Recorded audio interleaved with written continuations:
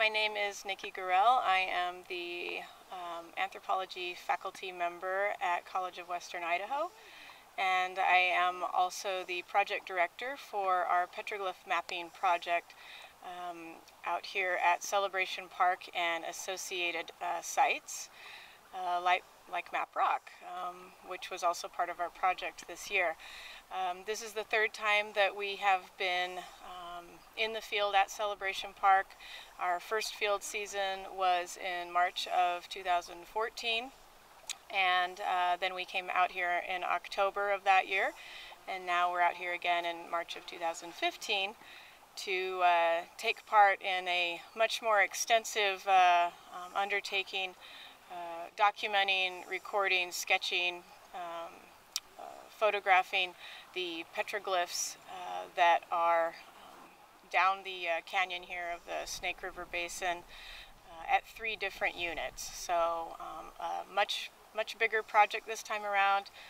We had 25 students that were a part of the project, and essentially we were in the field for 5 complete solid days, documenting all of the petroglyphs according to the American Rock Art Research Association guidelines. So that's what this project has been about.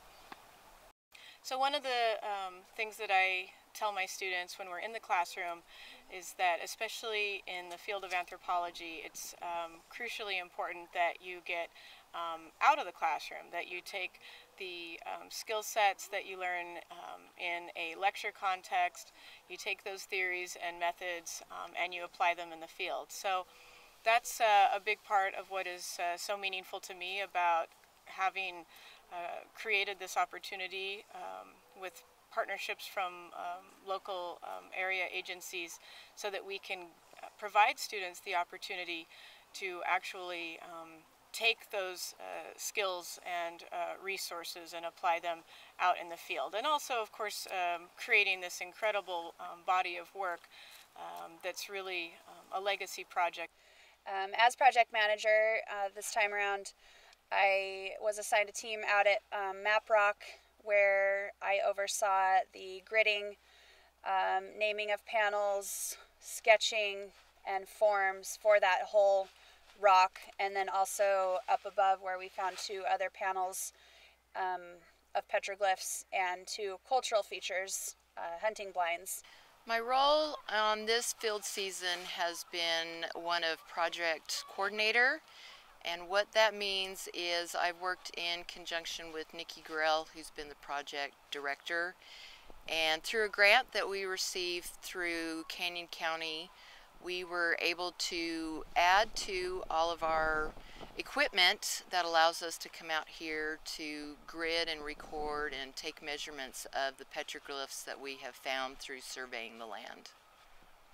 There are quite a few elements that need to be in place to make a project at this current size be successful, where it's our 3rd season, where we're gaining momentum, and the grant has enabled us to facilitate those needs. We start by surveying the land that's been asked of us, and once we find a petroglyph or a cultural item that we feel is vital and that does need to be recorded, then we start with the Tremel unit, which gives us the actual coordinates, so people will be able to come back and actually find that element.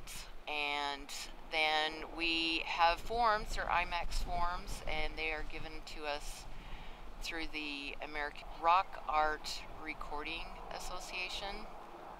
So since I'm the GIS specialist on this project, how it works is actually very simple.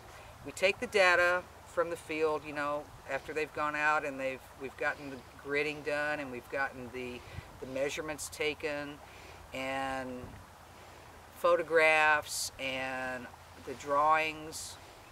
I take all that data and I put it into a database. I make sure that everything in the database matches up and correlates with the paperwork and with each petroglyph panel.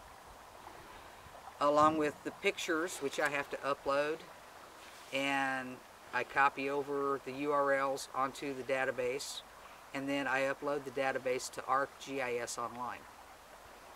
And when I get it to that point, that is when I actually create the map.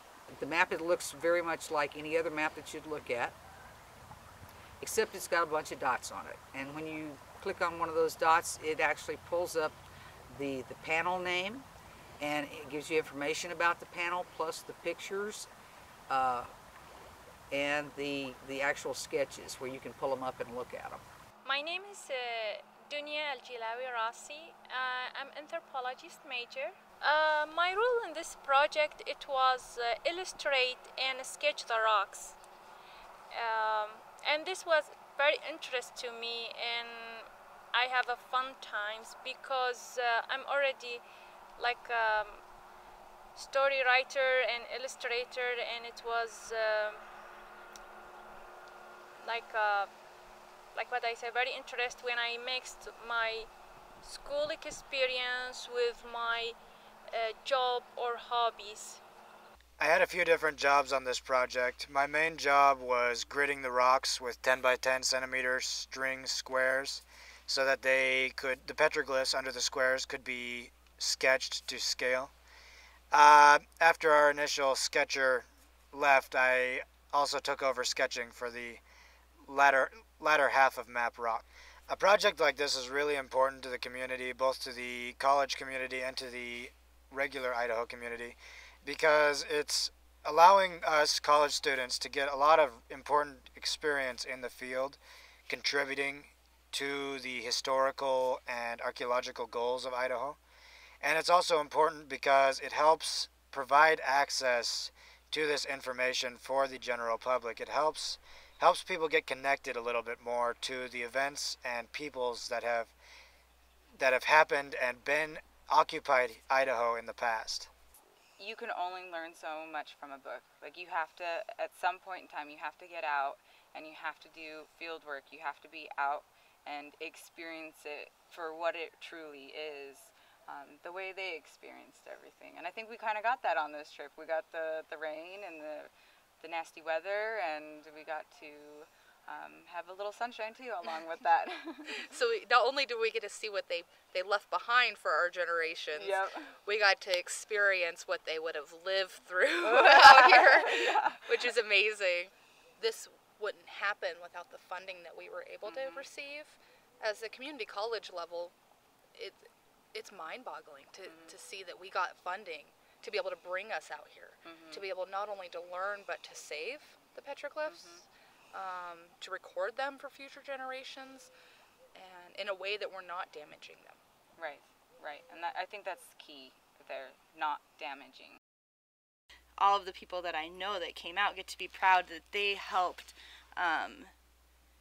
preserve and record this very, very important part of Idaho history, something that is sadly eroding with time. Not only eroding, but also with vandalism. And since these boulders are just out in the open, and there's no protections there necessarily, that's something that is really important to protect them and to record them as they are right now. So we can go out, I can go out and hike and see these, but in, so many generations from now, they might not be here. One of the ways that we're able to pull all this off at a community college level, which isn't a research institution, but we're able to engage in those kinds of research endeavors through partnerships with Canyon County Parks, Recreation, and Waterways, which owns Celebration Park, where we're at now. Also the Map Rock site, and fundamental to the success of our project this year was partnering with the Fish and Game. So the Map Rock access area that is owned by Fish and Game, they were happy to welcome our students to come out and record some really complex, significant petroglyphs out at their location. So in cooperation with these agencies, we also were funded very generously by a grant from the Canyon County Historical Preservation Society and the Canyon County Commissioners, who are very supportive of this project. And it's those kinds of relationships that we want to continue to foster and develop so that we can continue the work that we're doing out here.